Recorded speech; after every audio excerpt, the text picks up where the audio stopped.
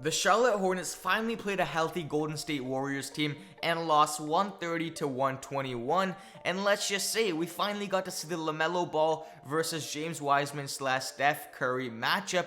And Lamelo Ball had a big night. In 37 minutes, Lamelo scored 22 points, 6 assists, 7 rebounds, along with 5 from 8 from the field and 3 for 8 from 3. Now, Curry did have a big game along with James Wiseman, as Curry scored 29 points, 9 assists, and 4 rebounds.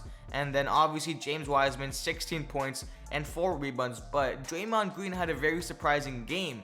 Draymond, 11 points, 19 assists, and 12 rebounds. But the main thing here is that head coach James BORREGO finally started to give LaMelo Ball the keys, and even said in a press conference that he's gonna give LaMelo the keys, and he's starting to trust LaMelo, and he's the future of this team. But before I show you guys the evidence, please make sure to subscribe to the channel if new, turn on those post notifications, drop a like. Like I said again, we're going for 100 likes every single video, and we've been hitting that consistently. So with all that being said, let's get right into the video.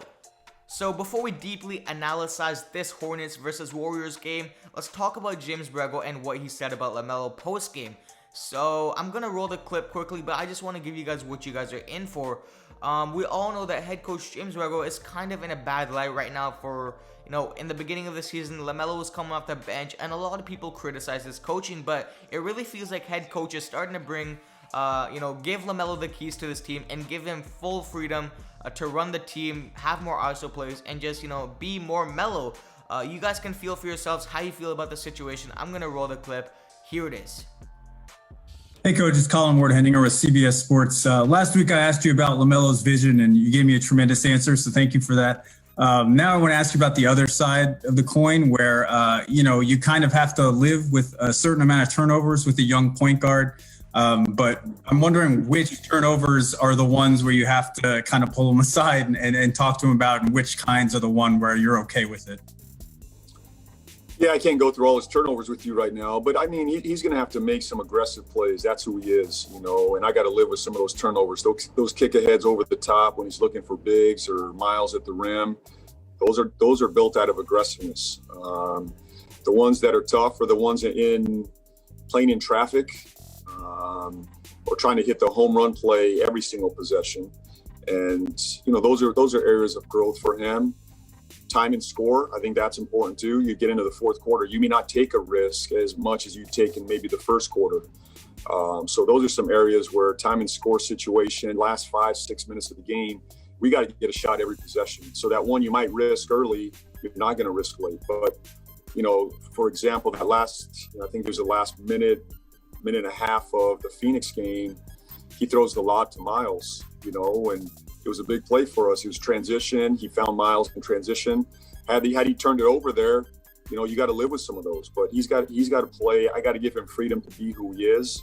But the sloppy ones, the ones that are in traffic, those are the ones that we can clean up. I found that response very interesting by BORREGO. At the end, you guys heard him right there. He's going to give him more freedom, and the turnovers are going to come with it. Usually in the other press conferences, clips I put in my other videos, it's never about the positive. It's always a negative. It's always, Melo, too many turnovers. Melo, bad defensive plays, bad defensive turnovers. It's always a negative. But now, it's starting to feel like James BORREGO is opening up and letting LaMelo play and give him freedom. He even literally said it in the last statement he just said.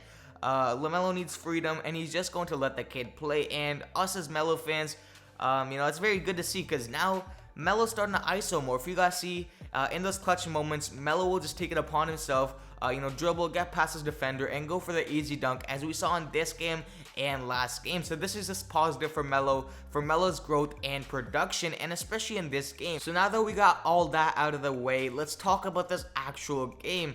So we all knew that it was going to be a tough game for the Hornets, especially with the full healthy lineup, especially with Steph Curry and James Wiseman. And let's just say the Warriors came to play. I believe they had 7 or 8 players with double digits. I'm going to read you guys some of the players. Draymond Green, a very surprising game. He dropped a triple-double, 11 points, 19 assists. 19, you guys are hearing that right, along with 12 rebounds. Wiggins, again, double digits, 17 points. Kevon Looney, 10 points. Kelly Oubre Jr., he had about 7 dunks in the first quarter alone. That was crazy, man. 7 dunks in the first quarter alone. He scored 27, 3, and 6. Steph Curry, doing Curry things, 29 points, 9 assists, and 4 rebounds.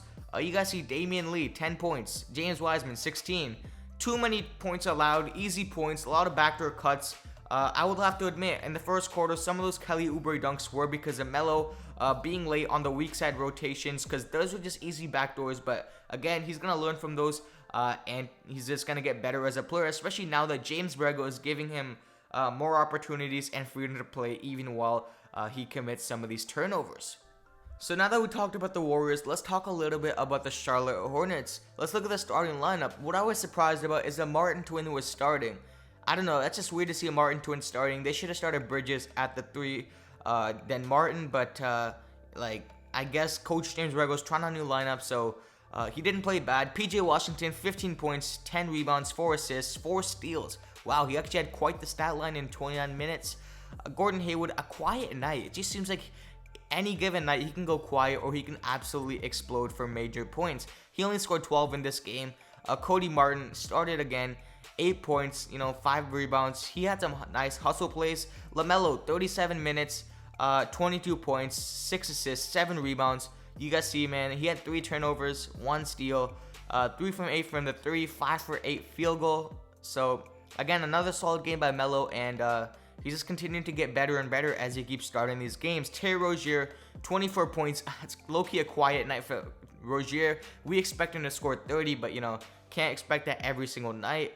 And then the bench didn't really provide much except Malik Monk. I'm really happy for Malik. He was getting coaches' decisions, DNPs, in the beginning of the season. Now he's a leading 6th man and one of the leading scorers on this team, and he's just helping the team out tremendously with his scoring. 25 points, 5 rebounds, 1 steal in 26 minutes. So again, with Melo coming into the starting lineup, Malik Monk has stepped up, and we'll just have to see how it affects Devontae Graham, if he's going to start or if he's going to come off the bench. But major takeaways from this game, just bad defense, honestly. Too many backdoor cuts, easy buckets. Draymond Green was just assisting everybody. He almost had 20 assists. So again, Hornets are a young team. Warriors are kind of a young team, more on the older side with the ring experience with Curry and stuff. But Warriors are going to bounce back from this. I believe they play the Kings next. Correct me if I'm wrong in the comment section. Let me know what you guys think of this whole game. Let me know if you guys think about the Coach James BORREGO situation, on him finally trusting Melo and giving him the keys to this team. What do you guys think is going to happen when Devontae Graham finally comes back from injury? Is he going to be inserted right into the starting lineup, or is BORREGO going to take it slow and insert him in the bench? But this is going to end up the video. As always, make sure to subscribe if you're new. Drop that like. Why not? You guys enjoyed the video. Drop that like. Turn on those post notifications. And with all that being said, I'm out. Peace.